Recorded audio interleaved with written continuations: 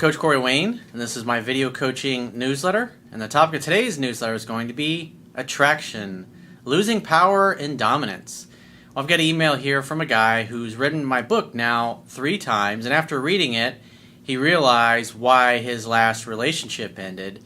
And the interesting thing is, he's continued to be in contact with this particular ex. About a month after he broke up with her, she reached out to him, but he kind of fumbled the football and missed an opportunity to make a date with her.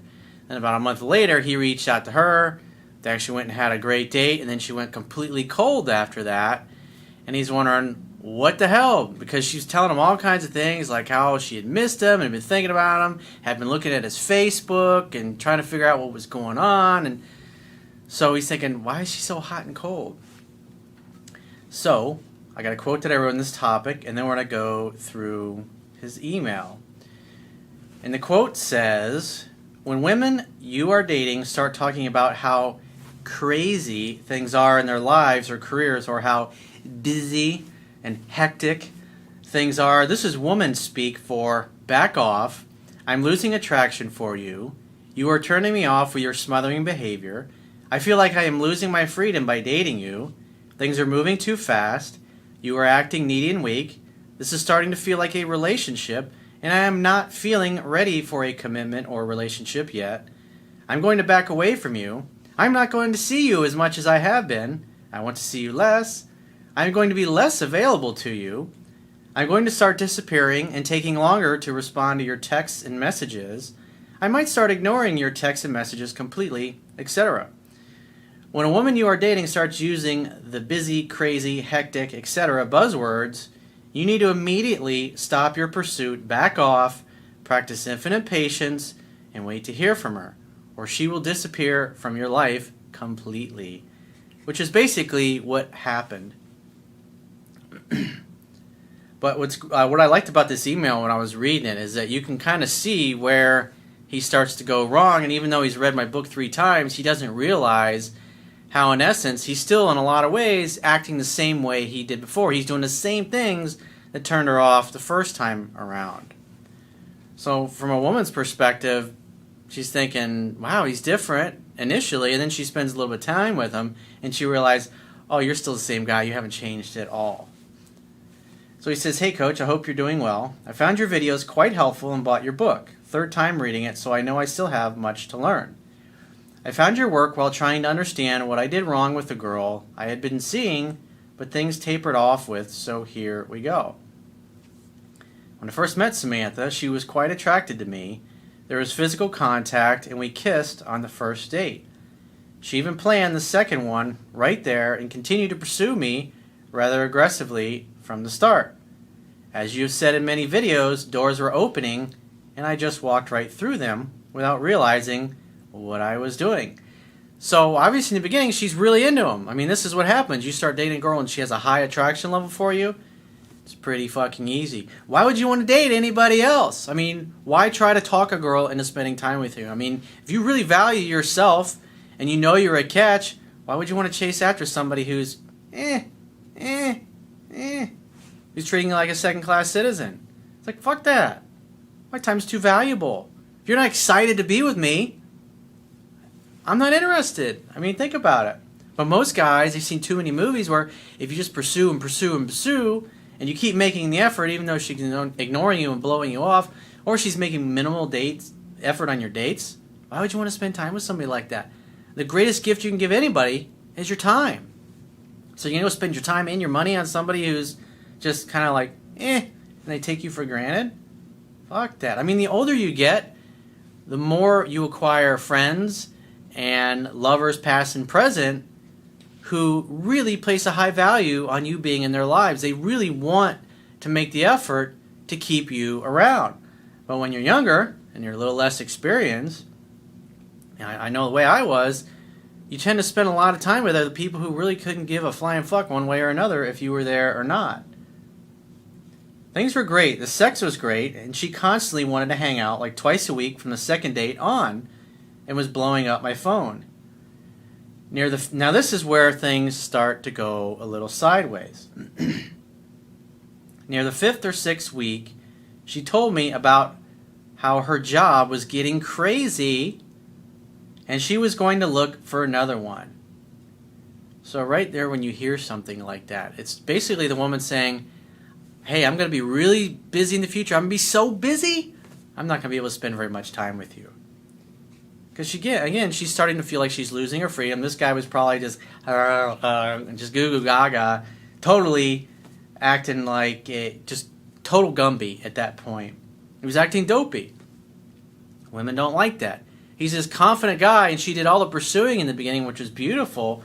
And then as she starts to slowly back off because he's totally into her and he doesn't really understand what he was doing in the first place, then he starts trying too hard. And as she starts to back off more, he starts to pursue more. And then the power completely flips. It's like he puts his balls in a box and says, here you go, Your Highness. Tell me what to do. When can I see you? Oh, God, it would just be so wonderful. Not too long after, texts started coming less frequently, and I did exactly what you can imagine. I started over-pursuing her. Basically, I probably texted too much, etc. I asked her out 2 times without success, and ended up stopping contacting her. So keep in mind, 5-6 weeks they're hanging out, having fun, hooking up. And usually, if you follow what I teach in my book, by week 7, that's usually when women say that they're in love, or that's when they really want to have a relationship. It's like you could set your watch to it. But as it was moving towards that level, there were times where she backed off, and he just wasn't acting strong and confident. And when a woman senses weakness in a guy, she's going to back away and test him. And obviously, he didn't do too well in the test. Sometimes women will purposely wait to call you back or text you back to see what you do. Guys that come unglued and that, hey, what's wrong? I haven't heard from you. Are you okay? Did you get hit by a bus? And they start kind of having a freak out. The average woman has dated enough guys that act that way to know that it never ends well. To know that eventually that guy's going to completely turn them off. That's why a lot of times you'll think things are sailing along great, and then she just disappears from your life completely. Because she knows how that movie ends. She comes to realize that you're like most guys and you don't get it. About a month passed, and I blew it by responding poorly to a long text she sent asking how I was. In retrospect, it probably came off as being short and uninterested. Well, when somebody blows you off and you walk away and you never look back, that's when you just say, hey, great to hear from you. I'd love to see you when you're free to get together. And since she blew you off, she's got to earn you back. Completely different mindset. It's not, oh, I got to get another chance with you, my highness. It's, hey, you're a great girl and I had a lot of fun. And you're thinking internally, I mean, she just fucking blew me off. Why should I go out of my way? Why should I jump through my butt in order to try to spend time with her? Why does she deserve the gift of my time? I mean, she thought so little of me that I haven't even talked to her in a month. And now she's reaching out. I'm just supposed to do fucking backflips and cartwheels in my front yard. Oh my God, she called me. Hell no. Why should I give her my time? Therefore, you're not going to go out of your way. And that's why I say in 7 Principles to Get an Ex Back that she needs to come to your place for at least 3 dates consecutively. That means you're not going to go pick her up. That means you're not going to meet her out. You're not going to do any of that. She must come to your place. And if she's not interested in doing that, you just say, all right, well, give me a call. It's been a long week. I'm just in the mood to hang at my place. If you don't want to come over and make dinner together, give me a call in 2 to 3 weeks, and maybe I'll be up for something more formal then. Because you want to see that she's flexible. You want to see that she's willing to make an extra effort to go above and beyond. That, in other words, she's just grateful to spend time with you, grateful to have another shot at winning you over. Because remember, she tossed you aside like you were a fucking piece of trash or a bubblegum wrapper with some old gum in it. Therefore, you went out, you jumped through your butt, you jumped through all the hoops, you over-pursued before, you were extra nice to her and she blew you off. So therefore, she's got to be extra nice to you. Otherwise, fuck it. You replace her. Because at the end of the day, when it comes to getting an ex back, if you follow the things I teach, you'll either get her back or him back if you're a girl, or you'll find somebody better. Because most people don't know the things that I teach. Fast forward another month, and I had a date with a few other dates and started hitting things off with 2 other girls, one of which I am still seeing thanks to your work. Good. And this is why it's important to have other women, so you can practice the things that are in my book so it becomes instinctual. Because if you don't date anybody, then you got nobody to practice your skills on. And then if the ex does reach out, you're still the same person. You haven't gotten any better.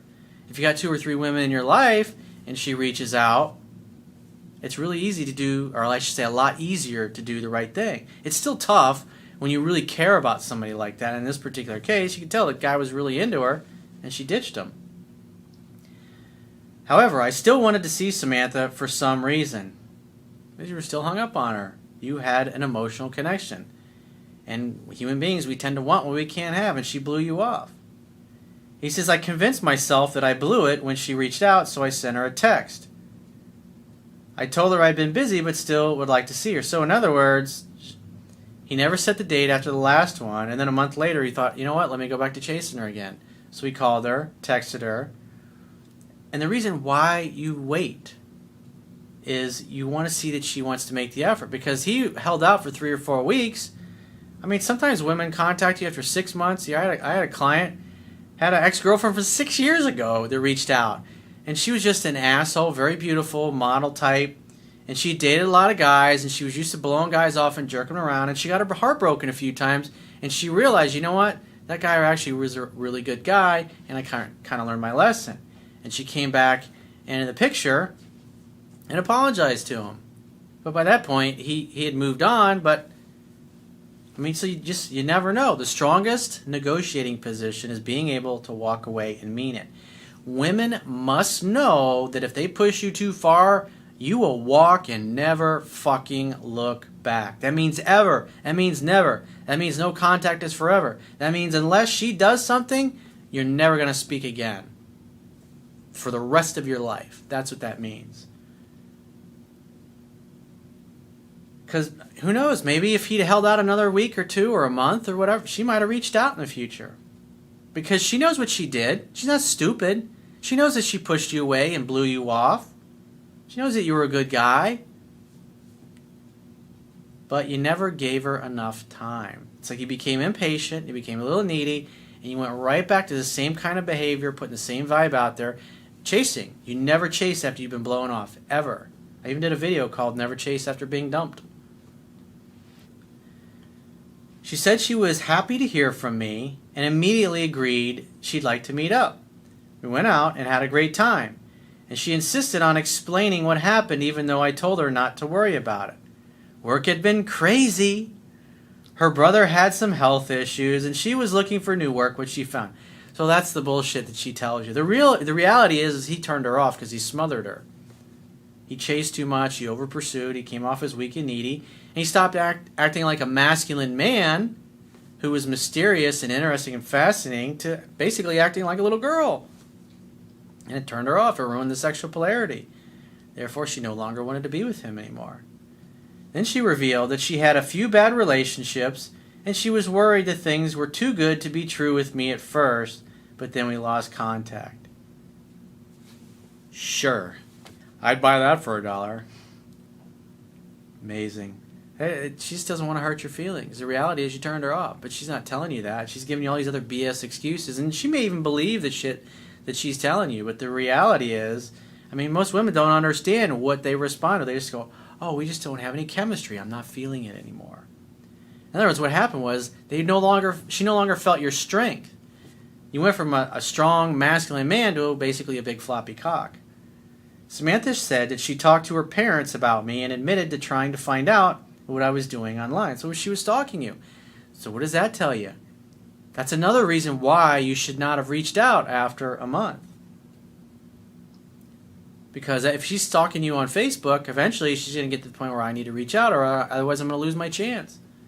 Especially if she sees you surrounded by other attractive women or doing fun things with fun people, like, you know, she's a distant memory and you completely forgot about her. It's a scientific fact that women are more attracted to men whose feelings are unclear. And in this kind of situation, that's why you never do anything again. She told me that she had missed me, and I told her I had too, and so I kissed her right then on the spot. Boy, did that kick things off. We went to a few other places, and she was all over me. But again, he's been following me for a while. He's read the book 3 times. I'm sure he's probably come across the 7 Principles to Get an Ex Back. But what did he do? He completely fucking ignored that. He went into chasing mode. He went and he picked her up, which is the exact opposite of what I teach to do. So he basically went right back to the same kind of behavior. He went no contact for a while, and then he went right back to chasing and pursuing. And you'll see what the consequences of that are. She was all over me, touching me, holding my hand, and making out the rest of the evening. And notice what he says.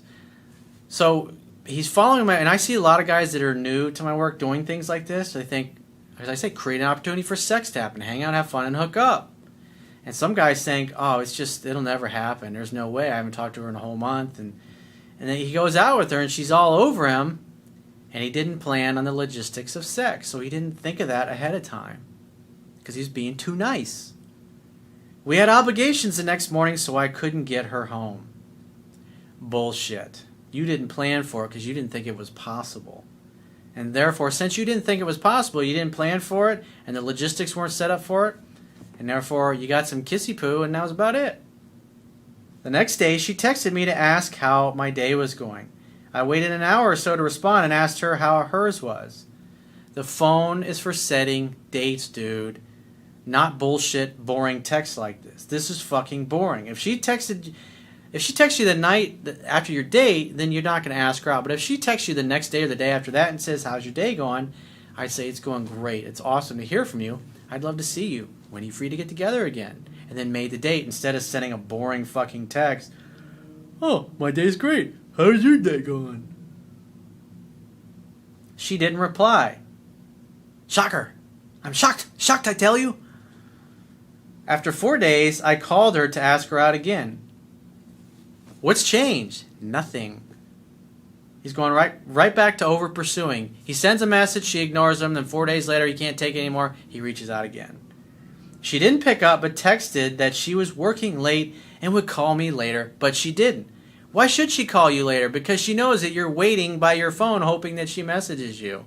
And even if she ignores you and blows you off like she did a month and a half or 2 months ago, you'll just keep coming running back because you have no self-respect and you have no emotional self-control. He says, I'm confused by the back and forth, hot and cold feeling I'm getting from her. It's completely crystal clear to me what's going on. You're not following the principles, even though you say you read my book 3 times. And I would assume you've probably seen the 7 Principles to Get an Expert because that's if you're on my YouTube channel, it's one of the essential fundamental videos.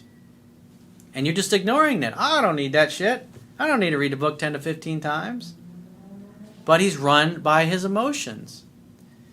It would have seemed her interest is still very high, especially with how our first date went back to. Notice how he's just deluding himself. It's like, dude, you got back and you started hanging out with her and you went right back to the same kind of behavior that got you rejected the first time around. The definition of insanity is doing the same thing over and over again, expecting a different result. And so you basically ended up in the same place you were when she blew you off a couple months ago. And for her, there's no consequences of blowing you off. And that's part of the problem by waiting a month and then contacting her. Yeah, you got her out, but since she blew you off and totally disrespected you and gave you a bunch of bullshit excuses of why she did what she did, nothing's changed.